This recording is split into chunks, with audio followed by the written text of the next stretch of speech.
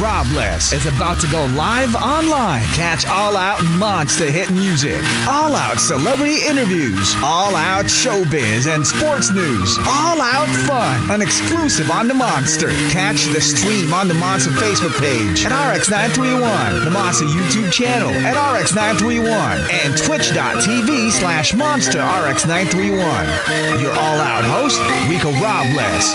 Stand by and enjoy the program.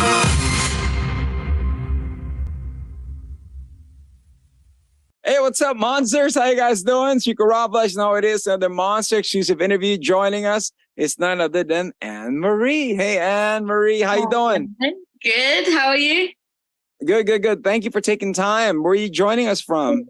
I'm in London right now. Where are you? I'm now in Manila, Philippines. So the current time, 7 o'clock in the evening at this time. I thought you were going to say morning then, and I was like, what? How are you doing that? How's everything going? What's been keeping you busy? It's good. It's midday here. It's kind of warm, but kind of grey, like as usual in the UK. I'm doing festivals at the moment. The album's done. Obsessed with, I'm watching a program called Yellowstone at the moment about cowboys, because since Unhealthy, I'm quite into the cowboy thing. At the look, you're going to be sporting some boots when you head out to probably the States and get some boots there when you do your show there? Yeah, surprisingly, I've worn a couple cowboy outfits now with the hat and everything.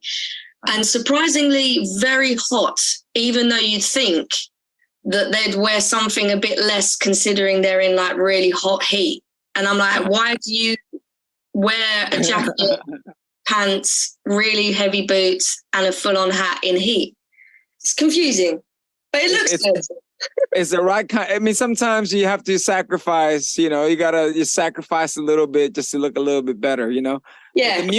The musical journey has been great for you. You got a lot of Filipino fans. Yeah. And one of the things that I want to ask you is that, of course, being the judge for a reality show, of course, entering there as a musician, then being a judge, has the music perspective changed? Has the approach changed as far as recording? Is it extra now? Like, all right, cool. We got to make sure it's different from what I see from The Voice. You know what I mean? No, you know what? It doesn't. I've never, ever felt that way. I've never experienced something that makes me want to change my own music. I've never done that. So it's obviously like my stuff is very real, very true to life. It's whatever I go through that week. I'll go into the studio and annoy everyone with my stories. And I've always been inspired to write about real stuff. So yeah, I think musically I've definitely on this third album just experimented a bit more, like with the country and some other weird songs on the album. I never would have tried that out before, so it definitely was a lot of fun. Whose record were you listening to when you were working on your own record? Do you take time to probably bust out a couple of vinyls? Dolly Parton, maybe? As far as country, it would be rude not to. It would be rude not to. I think for me, I just listen to anything that is on the radio, anything that's on my playlists from years ago. I think I'm always just inspired by everything, every situation, every drum sound, every guitar sound, I love it. And how much of the production-wise are you hands-on to it? Do you sit with a producer? Or you produce your own music? Again, just really annoying in the studio. I can't physically use instruments. I can play a bit of piano, but when it comes to production, I can hear it in my head. So you can imagine me trying to explain it with my mouth. What's happening in my head is like near on impossible. So there are a lot of situations where I'm going They're like, no, I don't understand. So yeah, it's quite a tough one because I basically need to learn how to use the equipment because it's tough trying to make the sounds with my mouth. But we get there. Yeah, it's like you got your sessionist left and right. You got your drummer. They're like, okay, can you make this sound right here? Then you make this sound right here, and we'll put it all together. See well, that's as raw as it gets. You know what I mean? Now, when it came to music, with everything that you're doing, when did you discover? At what age did you discover like this is something that I want to do? This is something that I'm gonna be, rocking with, and this is gonna be my profession. I'm gonna take over the world in this route. How old are you when you realized that? I started singing when I was 6 years old. So I was in musical theatre. I was in the West End in London.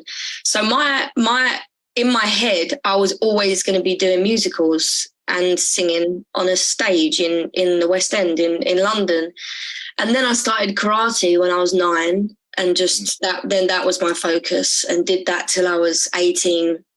Then went to college to study performing arts. So it was kind of mixed back and forth of karate and singing.